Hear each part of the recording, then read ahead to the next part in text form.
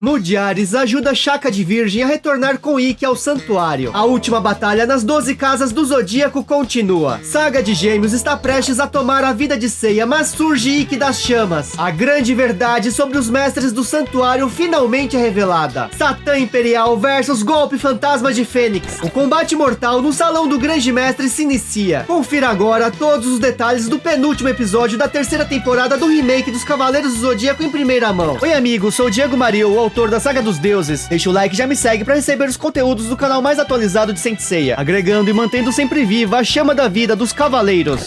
Saint Seiya episódio 11, o rosto do grande mestre. A última chama do relógio de fogo está prestes a se extinguir. Ikki está diante do Cavaleiro de Ouro de Gêmeos e se tornou um demônio. Saga achou que Ikki tinha desaparecido junto com Shaka, mas escapou por muito pouco da morte e voltou para desperdiçar sua vida novamente. Fênix revela que entregaria sua vida quantas vezes fossem necessárias, mas jamais permitirá que tome a vida de Athena. Gêmeos não entende o motivo deles chegarem até lá se logo irão morrer. O enviará para o outro mundo juntamente com Pégaso. Não tem dúvidas que dessa vez Fênix morrerá, mas Ikki lamenta, pois garantirá que quem irá para o inferno será Gêmeos. Mostrará seus punhos ardentes agora. Ave Fênix! O golpe flamejante lança o Cavaleiro de Ouro pelos ares, que bate em um dos pilares e cai no solo. Ikki se aproxima de Seiya e pede que aguente firme, mas inesperadamente Saga diz que é inútil. Ele já se recuperou do ataque e está de pé nas costas de Fênix. Saga conta que privou Seiya dos 5 sentidos e está praticamente morto. Fênix vê que Gêmeos está muito bem mesmo sendo atingido por seu golpe, mas Saga garante que uma técnica de um nível tão baixo não fará efeito contra ele. Ikki se enfurece e quer ver o que acontecerá desta vez. Ele lança novamente seu Ave Fênix, mas o ataque da chama sequer o tocou. É realmente inútil contra ele. Gêmeos lança de volta o poder do golpe. O Cavaleiro de Bronze recebe o impacto de seu próprio ataque e cai. Ele nunca imaginou que alguém pudesse usar seu golpe dessa forma. Saga pisa em Ikki, irá torturá-lo antes de tirar sua vida, mas rapidamente Fênix escapa. Se o Ave Fênix não funciona contra ele, destruirá sua mente e não mais o seu corpo. Gêmeos acha interessante, usará sua lendária técnica e verá quem controla primeiro o adversário. Chegou a hora. Golpe Fantasma de Fênix,